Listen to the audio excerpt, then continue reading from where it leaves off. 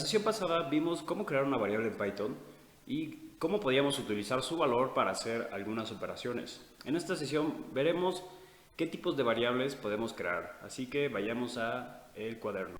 Veamos ahora los tipos de datos.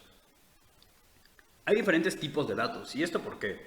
Porque la computadora va a guardar en memoria de forma distinta cada tipo de dato. Pero no nos meteremos en esos temas, simplemente veamos cuáles son los que existen. En este caso, los datos numéricos, o más bien los tipos de datos numéricos, pueden ser enteros, números reales y complejos. Ahora, los números reales son normalmente llamados números de punto flotante en el ámbito computacional, pero nosotros lo reconoceremos como reales o punto flotante, no hay ningún problema. Y el tipo en Python está en inglés. Para entero es int, para un real es float, de ahí supongo que viene el punto flotante, y complejos es complex. Entonces, veamos cada uno de ellos. Por ejemplo, nosotros teníamos z, que era 45. Entonces, si yo imprimo el tipo, voy a poner print, y entre paréntesis, ahora ocuparé la función type, y le pasaré mi variable z. En este caso me está diciendo que es un entero, un int. Veamos qué pasa si yo hago un print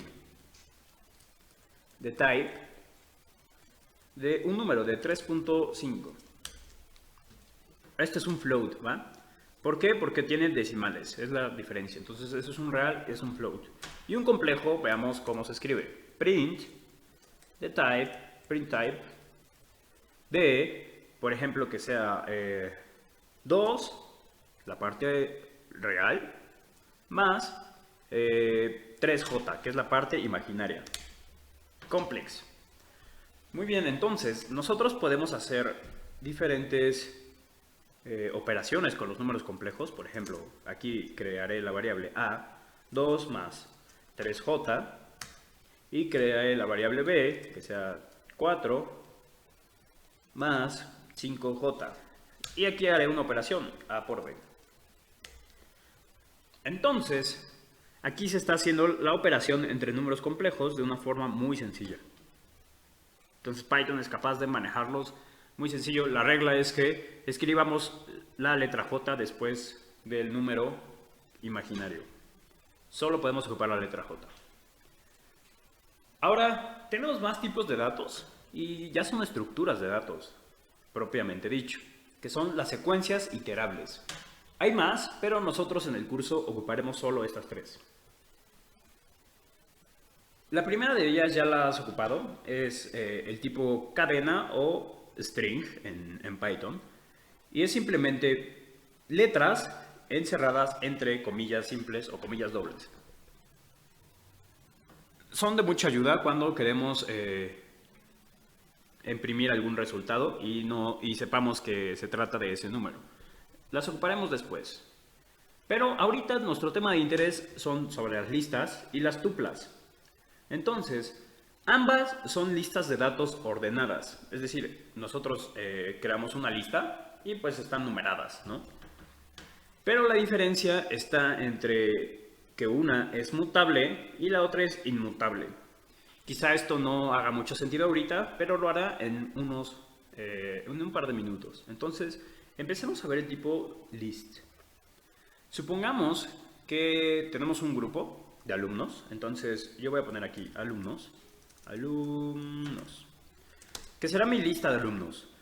Una lista la iniciamos con un par de corchetes. Entonces, dentro de eso meteremos strings, que serán nombres de los alumnos. Entonces, voy a poner Manuel, Ana, Luis, y con eso es suficiente. Entonces, tenemos 3 alumnos. Veamos qué podemos hacer con esto. Si yo imprimo mi variable, o simplemente la pongo al final, pues tengo esta pequeña lista. Ahora veamos que es exactamente igual a lo que hemos escrito. ¿Qué pasa? Veamos el tipo. Entonces pongamos print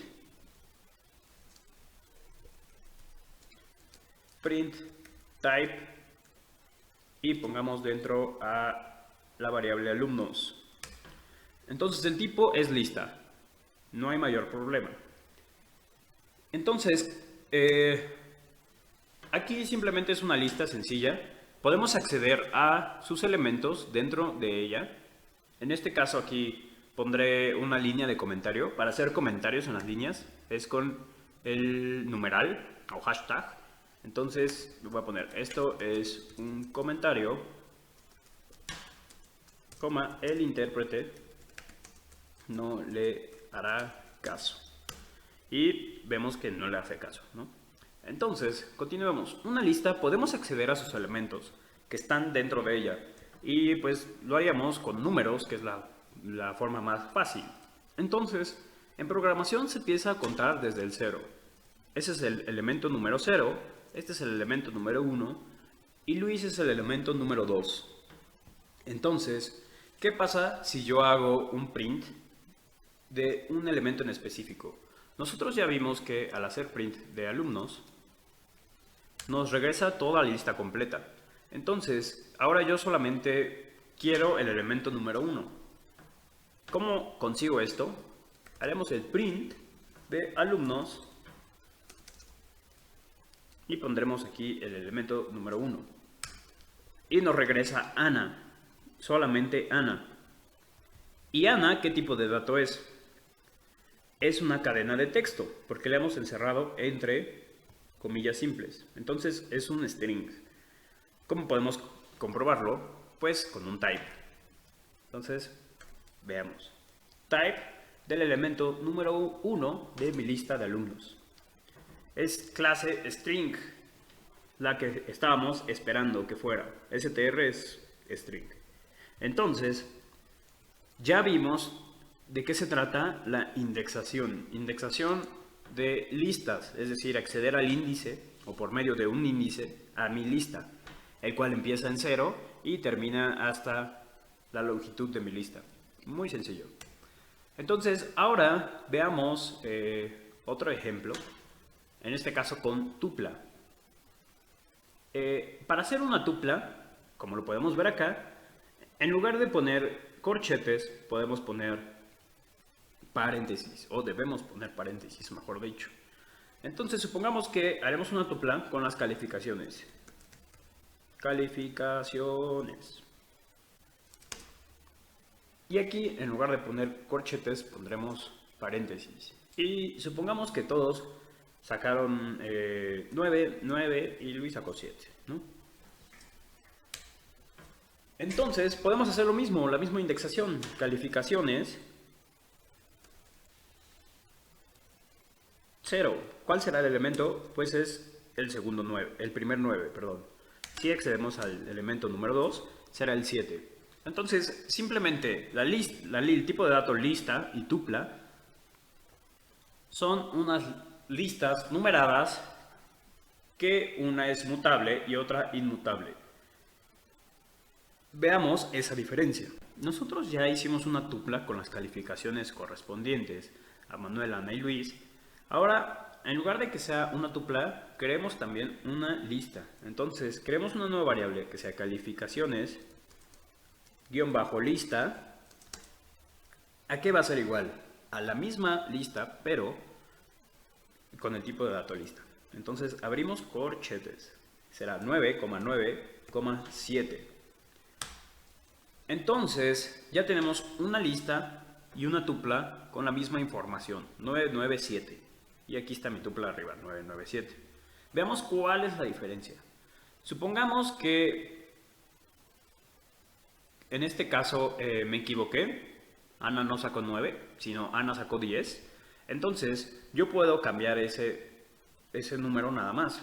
¿Cómo lo haría? De la siguiente forma. Calificaciones, -lista.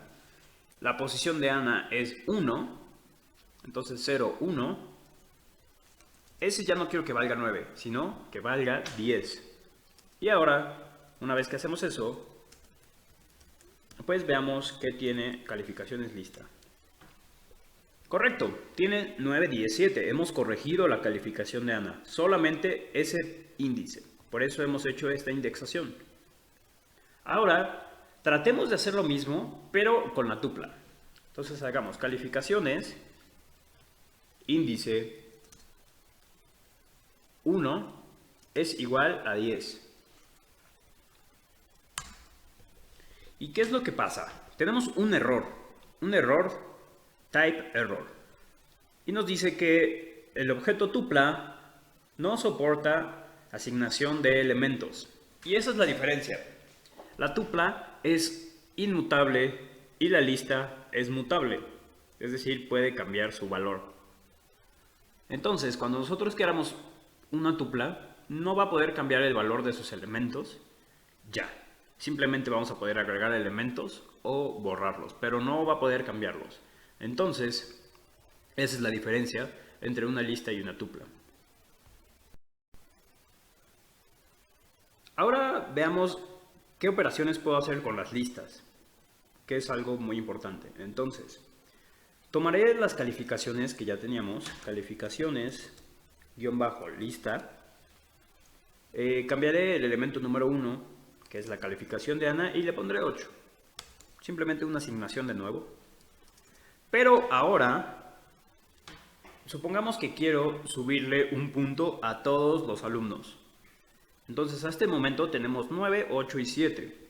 Tenemos esas calificaciones. Entonces, pongamos calificaciones, guión bajo lista, para ver qué elementos tenemos, 9, 8 y 7. Entonces, yo quiero sumarle 1 a todos. Voy a modificar toda la lista.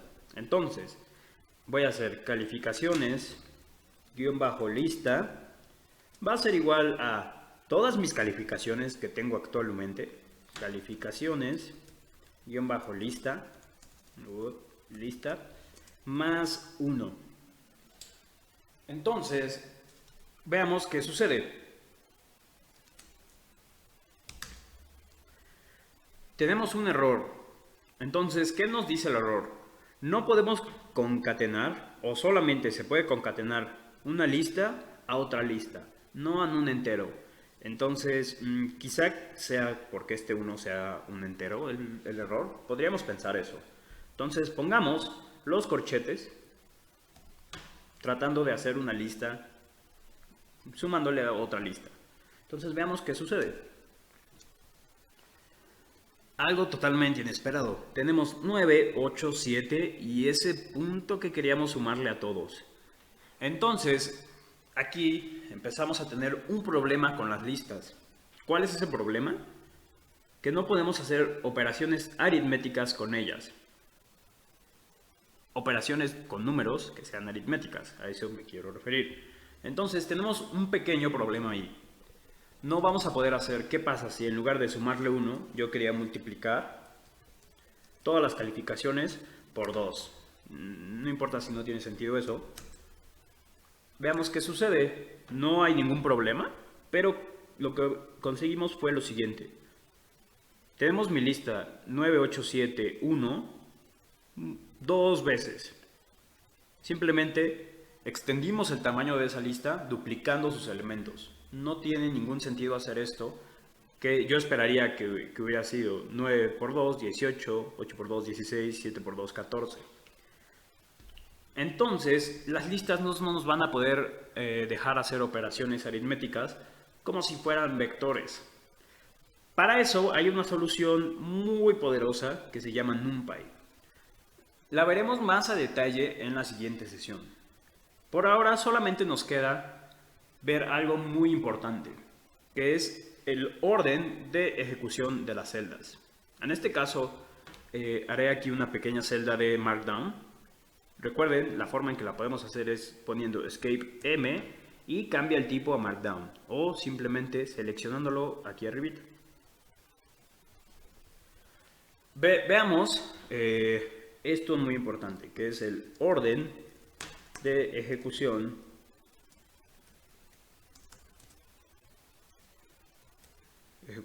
de las celdas. Algo muy importante, agregaré una nueva celda abajo. Entonces veamos que el orden de ejecución de celdas es muy importante. Agreguemos unas 3 celdas disponibles para hacer código. Voy a ocupar una nueva variable que sea la variable precio, supongamos. Precio, acá la voy a definir. Precio es igual a 10. Y aquí vamos a hacer unas operaciones junto con ella. Entonces, en este momento yo no he ejecutado ninguna celda. Entonces, voy a hacer precio. Trataré de ejecutar esta, la que está al centro. Y me dice, ok, precio no está definido. Aquí yo he definido precio con 10, pero no he ejecutado esta celda. Lo podemos ver porque no tiene un número de ejecución. Entonces, vamos a hacerla. En mi caso tendrá el número 46. Y ahora sí, el número 47 será la siguiente. Precio es 10. Entonces, supongamos que queremos subirle un peso al precio. Entonces, que sea precio es igual al valor que tiene precio actualmente más 1. Entonces voy a ejecutar esta celda. Y ahora ejecutaré la celda anterior de nuevo. El precio es 11. Entonces, ¿qué pasa si yo ejecuto esta varias veces? El precio cambió de 11 a 21. La he ejecutado 10 veces. Pero ¿qué pasa si yo vuelvo a ejecutar la asignación de precio igual a 10? El precio regresa al valor original. Entonces, es muy importante ver en qué orden estamos ejecutando las celdas y nunca lo pierdas de vista porque a veces puede que tengas problemas y sea esto el origen de ellos. Entonces, en la siguiente sesión veremos para qué nos va a servir NumPy. Un pequeño spoiler es que nos va a servir para realizar operaciones con las listas como si fueran vectores. Entonces, es lo que vamos a ocupar a lo largo del curso. Te veo en la siguiente sesión.